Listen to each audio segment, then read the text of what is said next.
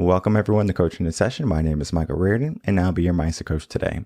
And today we're going to be having John Katsavos come on and explain his story from him coming up, being in a job, and then deciding, this is not for me. What is going to make me happy? And that's a question we have to start to ask ourselves. What makes us happy? Because that question for me was the start of my second journey of mindset. The first journey was getting rid of my ego. The second journey was getting to happiness. And happiness, I have learned over the years, if this is going to be maybe a spoiler alert, it's not so much about the destination. What journey do you want to go on? We have to figure out that in order to find true happiness. Because yes, we can give ourselves a goal and we can reach it and we will feel happy. We will feel joy. We will feel delighted. But it doesn't mean it's going to be long lasting. Because just like if we get a new car, the shine wears off. Just like if we get a new toy or a new pair of clothes or shoes, the shine wears off. When that shine wears off, then we're back to our current state or our natural state of being. What is that state for you? So let's get into that interview with John and myself, and then we're going to be talking about the end result of where we need to be in life.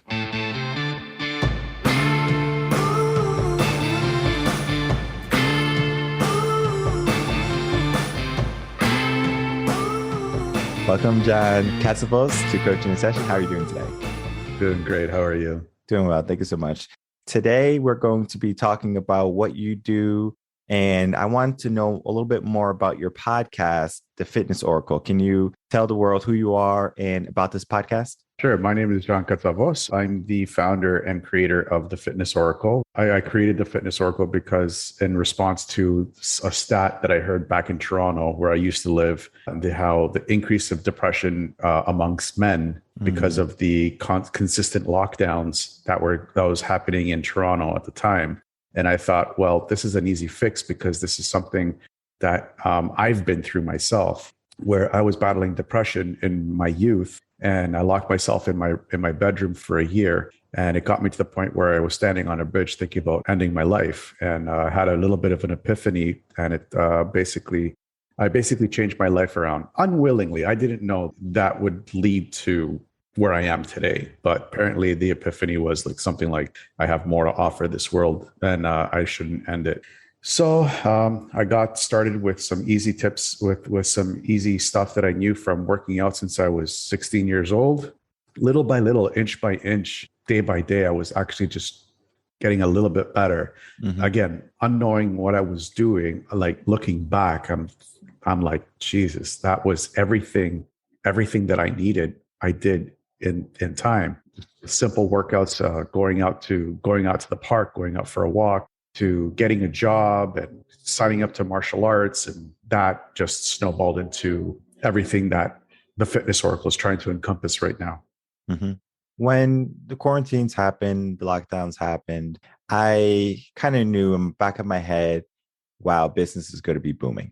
And it's not so much to say that I'm trying to use this situation as a means for me to gain money or gain fame, right? It was just going to help my mission to help more people. But I knew a lot of people were going to be going through the ringer per se, and they're going to be dealing with trauma. They're going to be dealing with hardships, uncertainty, depression. They had a lot on their plate coming into that quarantine, into that uncertain time. Some people were able to adjust. Some people just kind of allow the world to steer them to wherever they ended up. Sometimes we forget that we're in control of ourselves, of our future, and we just say, well, this is my life. How do you help people who are having that epiphany, right? They're like, I don't know if this is for me. There's just so much negativity in the world. There's so much work that I have to do. Is it worth it? And then, fortunately for us, it was worth it for you, right? You said there's more than just what this is. There's more, and I'm going to find it. Let's talk about that and how people can find that. There are many tools out there. I found my saving grace through exercise. Simple stuff. You don't need an expensive personal trainer. You don't need an expensive gym membership. Just going out for a daily walk, no earbuds, no music, just you with your own thoughts and just trying to understand your thoughts. Recently, I just got into meditation myself, and it's leading me to a different thing, but a different course in my life. But it's very interesting where I'm going and excited about it and nervous. But again, even just simple, if you do like meditate, and I know a lot of guys out there, a lot of people out there are like, meditate, I'm not going to sit down for a half an hour or 15 minutes and just listen to my thoughts. Well, you don't need to. They have like YouTube guided stuff, because I'm like that. If I sit down for 15 minutes, I'm sleeping through the meditation. So I have like a guided meditation where it helps me for like 20 minutes and my whole day is set properly. So just doing some simple stuff, inexpensive. I try and set up my day and live by the motto, own the morning. If you can own the morning, you can own the day. So if I can get my exercise in, if I don't have a job, then I can exercise during the morning. I can do my meditation practices, and then I'm already set for the proper foot to start off my day. Yeah. And this is not as relevant to your situation, because my situation was kind of looked as, or would be seen as like, oh, you'll get over it, right? With time, you're going to heal. And that was when I was in high school, and I would have a relationship, and the relationship would end, whether it be because of my own doing or because of their doing. And so I would go to the gym. And I would get super buff. I was like, all right, I don't have a girlfriend anymore, so I will go to the gym. And it was almost a way for my brain to refocus that energy for that relationship and put it toward getting fit. So coincidentally, I guess, after every breakup, I was in super good shape. So of course, whenever they saw me, my ex, they would say, wow, you're in good shape. And then in the back of my head, it's like, I know. Did I do that for them, or did I do that for me? I like to wonder sometimes, right? I think it was a little bit of both, because I wanted them to understand that, okay, this is who he is. And then I wanted to understand that the person I wasn't the person that I'm going to be or become in the future. So even though I had that negativity of that breakup, that hardship, I said, you know what? I can change still, right? The power of change. And life is a journey where people can use fitness, they can use meditation, they can use a book. However, they decide to change their life, they can find a means for that change. And for me, in high school, it was fitness too. It was like, let me get in shape, let me do this. What is the feeling that people initially will get when they start going to the gym and they're serious about it? Not so much New Year's resolution is different. It is different. New Year's resolution, January 1st, I'm going to get in shape. I want to be a better and newer me, instead of it being just a contingency by being a New Year's resolution. I'm changing my life, because if I don't, I can't find meaning in tomorrow. It's funny that you said the whole New Year's resolutioners, and because that is all based off of something that I can't stand listening to, and it's motivation.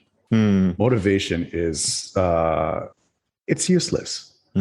In order for you to do any form of change, and I've said this, I was just recording something yesterday about this. If you're not willing to change your lifestyle, you're not going to be able to change the way you look.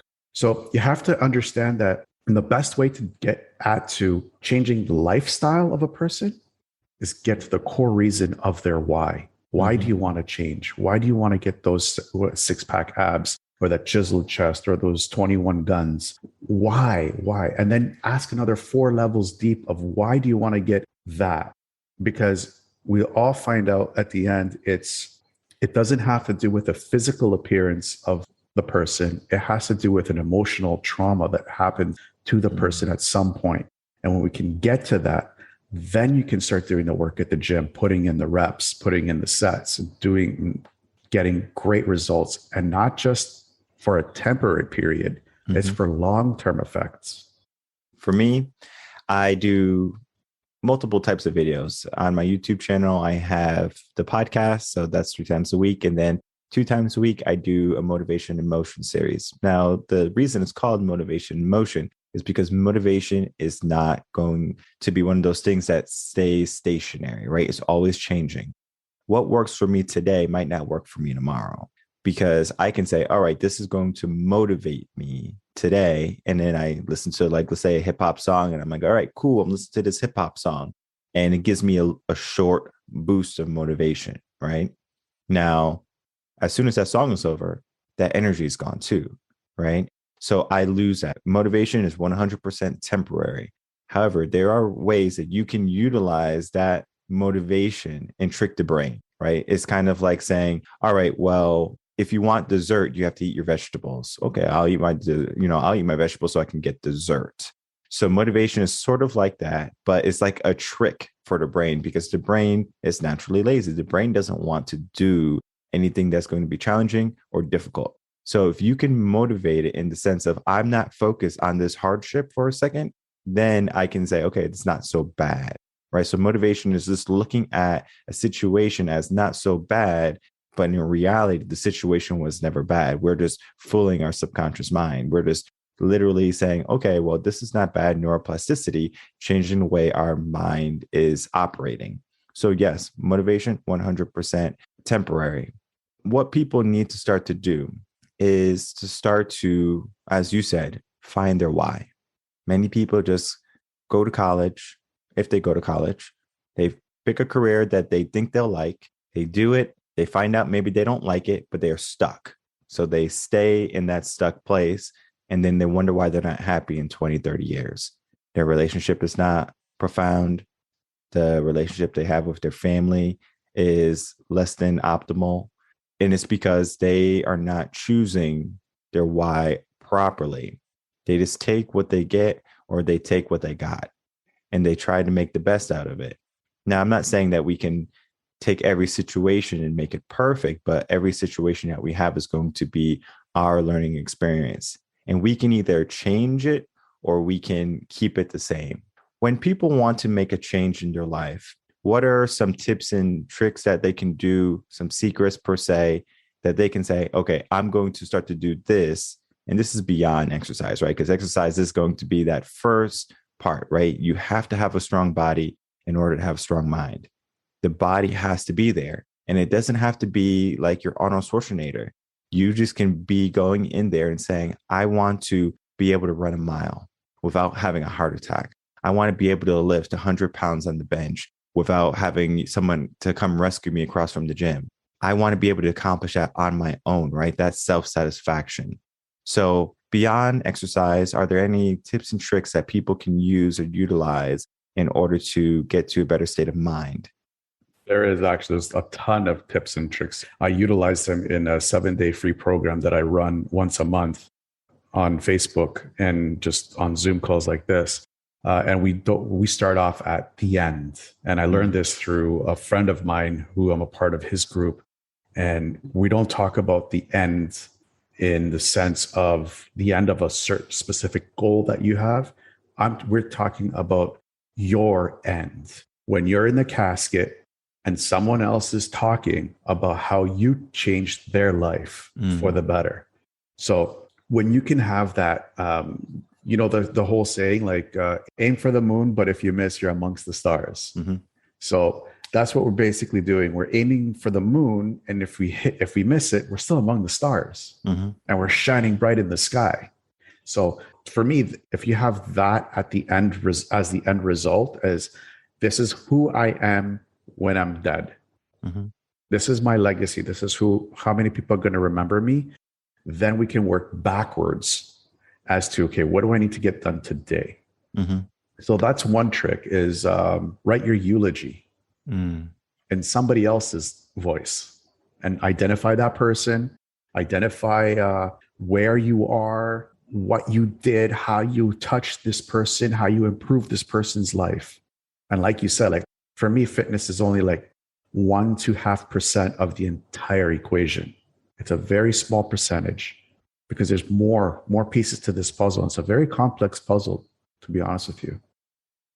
There's a saying or some type of story that when we're gone, deceased, right, we are faced with our self that we were destined to be, right? We can either go up to a mirror and we look and we see the person that we were supposed to become. And then we can also see the reflection of who we are. So we can see the person that we were supposed to be, the person that we are. And then the person who is in the mirror, our destined person, asks, why have you not done the things to become me? I'm successful. I have done this and that in my life, but yet you have done this and that. And though what you have done is meaningful, there is so much more for you to accomplish. There's also another way to see that is when you're dead and gone, you're presented with a binder. And the binder is going to be of all the things you could have done in your life, all the things you could have accomplished, the successes, the legacy you would have left behind. And then there's going to be the binder of what you actually did. And you can tell the discrepancy between the two. Who you were supposed to become is thick. Webster Dictionary, thick. You're not going to finish that. But then you have your life. It's just a notebook, wide ruled, not even college. You didn't do much. People find that they get into a comfortable spot in their life and they stay there. They say, this is my spot and this is where I'm going to stay. However, what that causes is depression, that causes anxiety, that causes the fear of failure. And if people are having difficult times getting out of that area, they're not going to reach that desired self, that most desired self. So people have to get out of their comfort zone, right? Maybe you have an example or story of how you got out of your comfort zone and into some type of growth zone where you're saying, this is the place I want to be so I can get to the zone that's going to be success, fulfillment, rather than just complacency. Actually, I got a lot of examples of my past life, of my past with that. But the most recent one, for the last, 5.5 years, I was working in a hospital IT job, very cushy job. I was traveling the world, 2 vacations in a year. I had great money coming in, just bought a condo in Toronto, which is not a cheap thing to do. And COVID hit. And I was still employed through a COVID. I was considered one of the lucky ones, but I couldn't travel anymore. I couldn't distract myself with hopping on a plane and going to Cambodia just to see what life is like in Cambodia. And I couldn't do that. Well, I actually had a trip planned for Peru to go walk the Inca Trail. I couldn't do that. And I felt stuck again. And it felt like Groundhog Day, day in, day out, go to work, come home, go to work, come home. And I'm like, there's got to be something bigger than this. There's got to be something better than this. This can't be it for me. I know everybody's telling me how great I have it and how lucky I am and this and that. But I'm like, I feel dead inside. And don't get me wrong, the people that I worked with, fantastic group of people, amazing. The company, great company. I got nothing bad to say about them. Just for me, I felt like I was dying inside. Now, remember, I was out for a walk on a weekend, very long walk, and I was listening to Robert Kiyosaki, Rich Dad, Poor Dad. And I'm thinking to myself, you know what? He's talking about some really great stuff, but I got nothing to sell. Like, what do I have to sell? Long story short, a couple days later, I've realized that, you know what, I used to be a personal trainer, so I do have something to sell. It's fitness, leading a healthy, fit life. So, okay, I called up my old web guy. I'm like, let's get my website back up. And one thing led to another. I got VO Fitness back started up again. And then it evolved into the Fitness Oracle through London Real, because I was a member of London Real that helped me get everything transferred online rather than in-house. It came to the point when I was working at my job. I had just come back from Greece. I was on a vacation in Greece last summer. And my whole life, I've always dreamed about living in Greece, living and working in Greece, because to me, that feels like it's my home. So when I came back, I was working with a hypnotherapist at the time.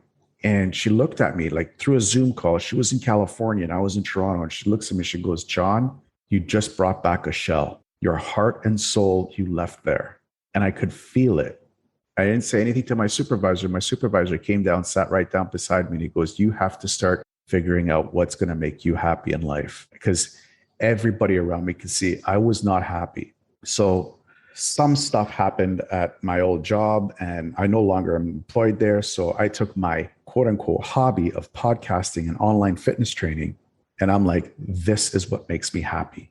Mm-hmm. helping other guys get out of the rut that I was in. Mm. And sometimes it's just as hard as just ripping that Band-Aid off and just putting yourself 100% in the mix. Mm-hmm. It's not going to be fun. It's not going to be easy. It ain't going to be pretty, but it's going to be worth it at the end. And then you can start working at that thick binder that you said and living to that expectation that you set when you wrote your eulogy, because that's what I'm doing right now. I'm working to be that man in the casket. Change is not going to be easy. It's going to be one of the most difficult things that we have to do, because we are telling our brain to expend energy, and that energy has to transform who we are. So the brain is now, or the body per se, is going to have to adjust. And that adjustment period is where people succeed or people fail, right? And you can try in this adjustment period as many times as you want. You can say, okay, I'm going to get in shape, and you try to get in shape, and you start, you're 3 months in, and you say, okay, I'm getting to where I want to be, but it's just too much work. I hit a plateau and I'm stopping, right? We just have to not stop, right? That's the key. Don't stop. Don't give up. Keep going, right? Even when it gets really tough, don't stop. Keep going. And even for myself, I had the opportunity to stop. I had the opportunity to not be more every single day, right? My goal every single day is to be more than I was the day before. As long as I can show up every single day and I don't allow my weaker self to take a hold of me, sink his teeth in, and say, all right, I'm going to make sure you're not proactive today. I'm going to make sure you're not productive. I want you just to be where you are and be happy where you are. And it's not so much that I'm never happy in my life. It's just that I understand my future and I find joy in going on that journey every single day to that better person. So the idea of happiness is going to be defined by that person, because someone might say happiness to me is going on a vacation with the people I love the most and eating good food and being able to not be stressed about bills, finance, and they're just in the moment and they can see everything for what it truly is. Right now, we have a lot of issues that we have to adjust, whether it be how we're going to pay the mortgage, how we're going to pay this bill, that bill. My relationship is on the rocks. There's so much that we have to focus on, and it stops us from paying attention to ourself, our happiness. Are there ways where people can say, I know this job doesn't make me happy, but I know what makes me happy. I know this relationship is not perfect right now and it doesn't necessarily make me happy, but I'm going to do the things that make me happy. It's a form of self-care in a sense of I'm worrying about my happiness. I'm worrying about my fulfillment, because I understand that if I can be fulfilled, if I can be happy, then those around me can also join that ride to that happiness. Wanting to touch base on how can someone find long lasting happiness rather than just temporary happiness? For an example, people like material things. I'm going to get a fast car, Ferrari, my dream car. I work so hard for this car and I get it. And they finally get it, but they realize happiness wasn't at that destination. So let's talk about that a little bit. This is a very recent thing for me because I moved to a country where I never thought I would ever move to. Like I said, my dream was to move to Greece, not US. The US is amazing. The people here are probably the nicest people I've ever met. And I'm Canadian. And I'm telling you, the Americans are the nicest people I've ever met in my life. The weather here is beautiful all the time. There's nothing wrong with it. But I moved here for someone else. Am I happy because of it? I'm happy with the environment that I'm in, but I feel like something is missing. This person that is here sees it. And we had a conversation and this person told me you need to make yourself happy. We need to understand that when the people that we care about the most see us happy, it makes them happy to see you happy. Doesn't make a difference. You can have hundreds of mansions, thousands of cars, but if you're not happy deep down, then forget it. You're going to be nothing in this world. You're going to grab gold and it's going to turn to dust. You have to find what that happiness looks like, what it feels like, what it smells like, what it tastes like. Once you can find that happiness and you can start working, because it takes work to grow, because it's not just work. You're going to get a lot of external negativity coming in saying, we don't like the way you're changing because we're not used to it. Not because we don't want to see you happy. It's just we're not used to seeing you like this. We're used to seeing you like, the IT specialist working in a secure job, not the personal trainer that has a podcast and is working from home. So it's the comfort level between the people that you care about and yourself. That's the hardest thing that I've had to come up with. And for me personally, there may be another move happening this year, which is another fun stuff. People think the journey of life is just a destination. And I touched base on it a little bit too. My journey of becoming more mindful, of becoming a mindset coach, from being a teacher, coach, and now helping people how they think, how they move in life, per se. It took me years to get to this point. And when I was 18, 19, when I started to do my second shift, because I started my first shift when I was 15, 16. So, I can look back at my life and I can say, this is my first shift. This is my second shift. This is my third shift. And it's always a shift. I like to think, what happened if I had my last shift when I was 15? Where would I be? Right? Because then my mind would have been so much more profound and wise, per se. But then at the same time, I would have missed out on many of the challenges that I learned along the way. Because in a sense, we do need challenge. We do need adversity in order for us to grow. We need that, this is rough, in order for us to say, okay, I'm in a better place because of it. If we were just handed everything, that's not life. That's not going to lead to our happiness. It's going to lead to a different type of hardship down the road. It's just that we avoided some, but we didn't avoid the brunt of everything, because it will come our way and we have to deal with it. Those emotions are going to be deep and heavy. And many people don't even know how to deal with their emotions, especially men, because men are told, be man, hide your emotions, don't love, don't be affectionate, keep everything internalized. Men don't cry. And that is what men think. Men are on their own, basically, to deal with their own crap. And that's hard because many men need an outlet. They need something that's going to break those obstacles in their brain that say, okay, I can do this trauma in my life, I can get over it. Men are going to be that group of people who go on their own and try to find that journey. If you look online and you just type in coach or healing coach, you're going to be flooded by women coaches helping women. Why? Right? Why is it that? Why are there not more men coaches helping other men with trauma?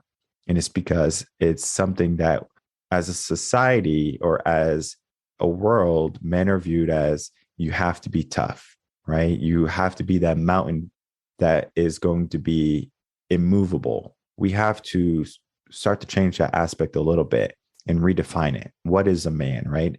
And I wanted to get your definition of what is a man, because when we can understand what is a man, what is our responsibility, what is our role, that is like our another why. That's like our next why, because our why can be very personal. But when we attach our gender to it, what is a man? Then we can add that to our family, our peers around us, our society around us, our culture around us. All that is affected by that definition of what we give ourselves as a man. And then we also define who we want to be as a man, our character. We might be angry and upset all the time right now because that's what we think a man should be. Or we can say we want to be loving and compassionate. That's what a man should be. Now, if we had to put brave, tough, loving, and compassionate into two different categories, and you had to put which category does this belong to, a male or a female, most people are going to say that belongs for a female category. But men need that too. Men need that love and appreciation. They need that self-care. They need that respect. But society is telling us otherwise. And I have to tell the men I coach saying, hey, we have to do this too. And they're like, you're right, we do. Right. And then we start that work and they're like, I'm better for it. But society doesn't give us that tip. They don't give us that secret saying, hey, you need to work on this if you want to be happy. You need to work on this if you want to reach the next level. It's like that secret that many people know about, but society is frowning upon it. We're like, hey, men, don't cry, don't cry. But those tears can be powerful because those tears can bring change. And many people are afraid to show their tears, their emotions. So let me get your view on that, on men, emotions, dealing with what the world says that a man should be. That is a very deep question. I don't really pay attention to really what the world should be telling me what I should be. I have my own set values where a man for me is four things. He's a king, he is a warrior, he is a lover, and he is a magician. All four enable us. This is from the actual book called that, King, Warrior, Magician, Lover. It's the four archetypes of the male persona kind of thing. We all have them. We're all kings, we're all warriors, we're all magicians, and we're all lovers. Quickly, what this means is the king is the leader. He understands to be humble in retreat. He understands to be valiant in battle. He can lead his tribe. The warrior has the ability to fight for the things that he believes that is valid for him and his family and his loved ones. The lover is the one that has the emotions to be able to show his emotions to the people that he cares about. And the magician is the ability for a man to sculpt his life as he sees fits. Now, a lot of like what you said, like with society has labeled men as just a warrior, just a king. We forgot about that. We could be the lover and we can be the magician. Mm-hmm. And those are very soft personas compared to warrior and king. I mean, you say warrior and king and you're like, yeah, I'm a warrior and a king. But you also have to be a lover and you also have to be a magician. So when you can, for me, if you can like mold the man with all four archetypes, he'll be a much powerful force in this world than just the two archetypes. So I know what you're saying because I have somebody in my life when they're teaching the younger generation, men don't cry. It's like, well, no, we do cry. We're human beings. We have emotions, and it's important not to show the emotions too much. Show it for a short period of time, deal with it. I understand the whole lone wolf syndrome and everything because I'm guilty of that myself. But I also understand that lone wolves also need a pack. This is where the warrior and the king persona come into play in order to support the magician to work his magic and find and amplify the lover inside of him. So we have all these amazing tool sets at our disposal. When you pay too much attention to what somebody else is trying to tell you you are, that's also taking away from your spirit. So you know who you are, you know what you need to do, you know how to go forward.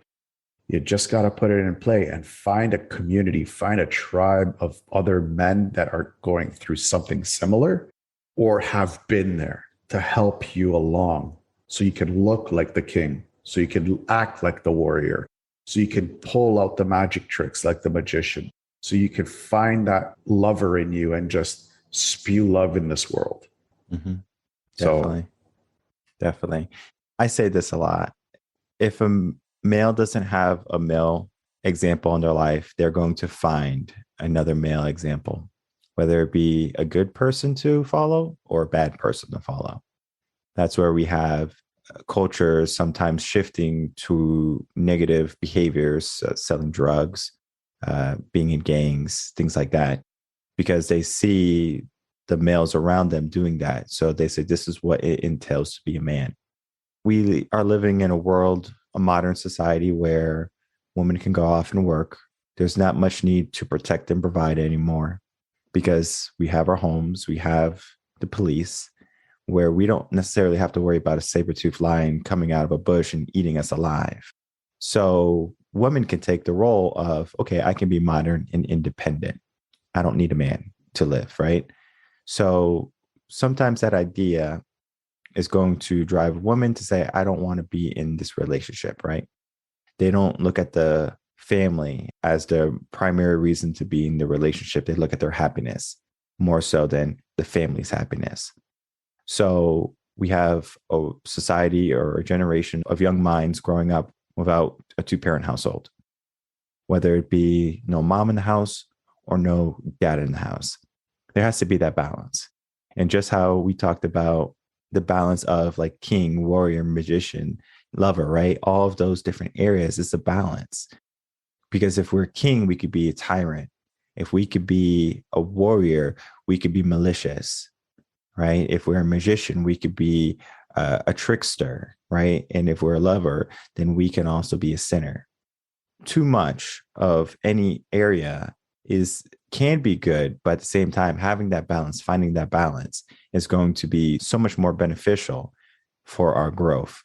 And I encourage every male to seek a mentor at any age. It doesn't matter. You could be 50, find a mentor. And they could be younger, they could be older. It doesn't necessarily matter. Look for the skill set you're looking for, or look for the knowledge that you're looking to attain. And I had many mentors in my life. Majority of them were men. I'm not saying a woman couldn't do that job, but I'm just saying my 2 cents as a man. As a man, I'm looking for another man to personify in the sense of what is it to be a man, right? A woman can't tell a man how to be a man. She hasn't walked in our shoes, right? Yeah, she could have read a book. She could have worked with billions of other men, but it's not the same. It is not our emotions. It is not our ego. They don't have that experience. That's why we have men's coaches and women's coaches. It's not saying that a man can't work with a woman, and not saying a woman can't work with a man. It's different. Because I remember I was having a conversation with someone who was a relationship coach, and she was working with a man.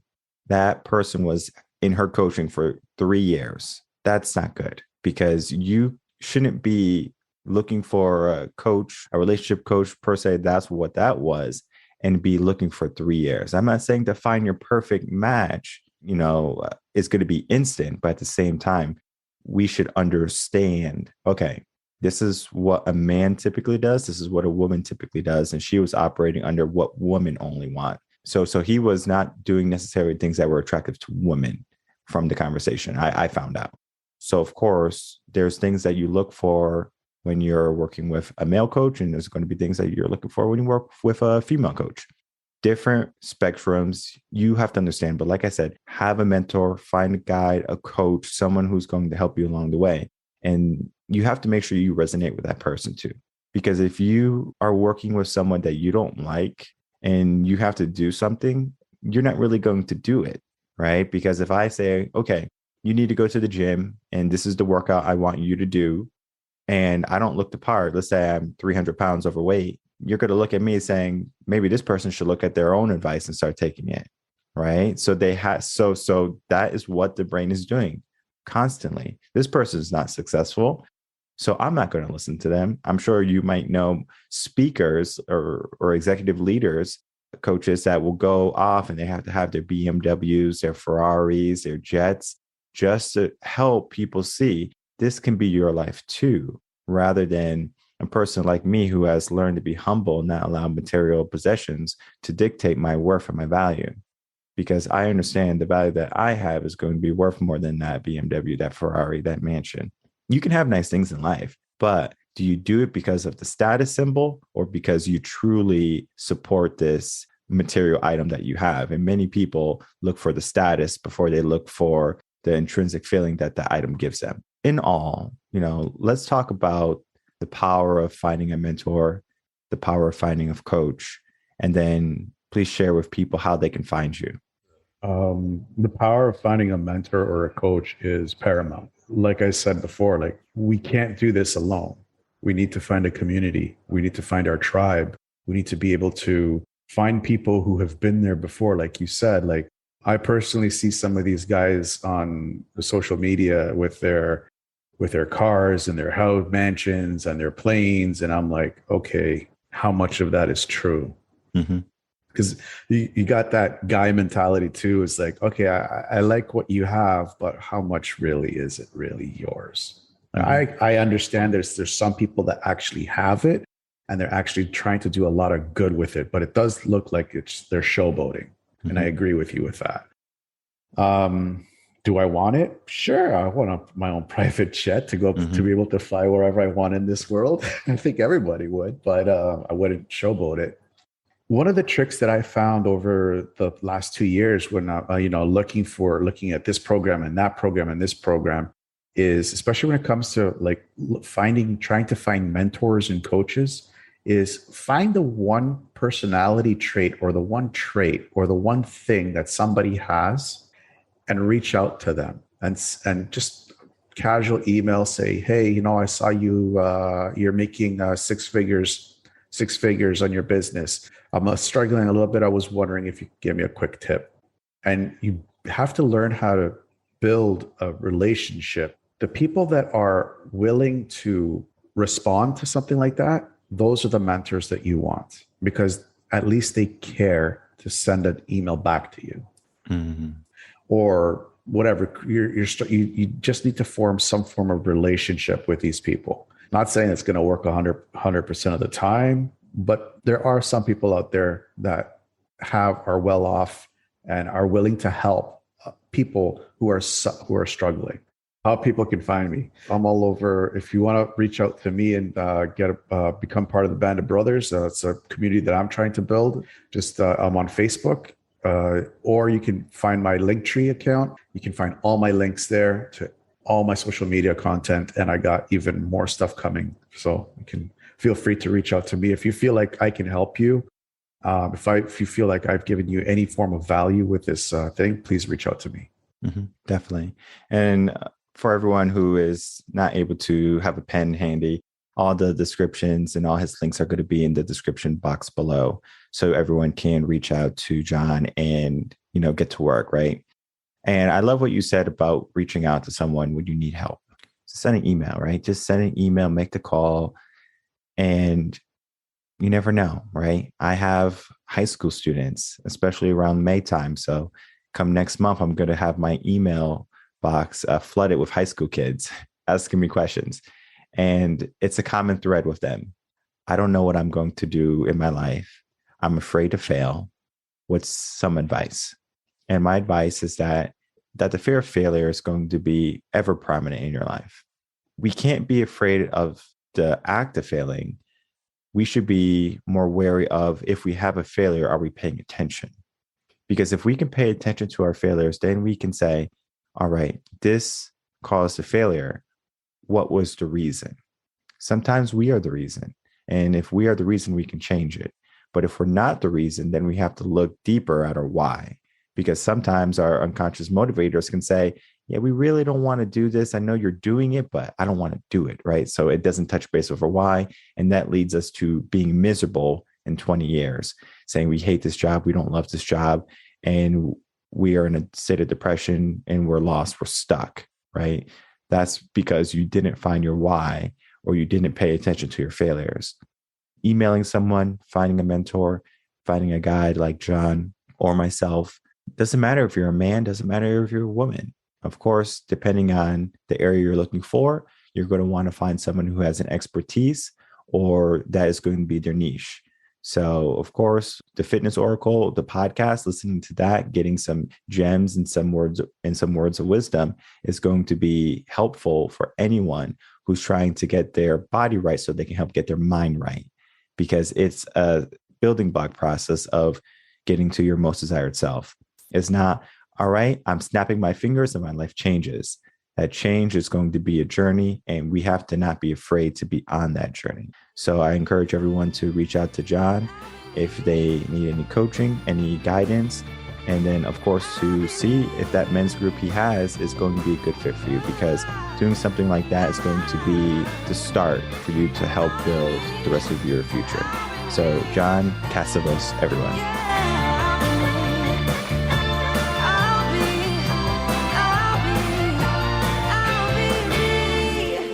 All right, I'd like to thank my guest, John Katsavos, for coming on Coaching in Session. Again, we can learn so much from coaches, and coaches are not going to be perfect. I'm not perfect.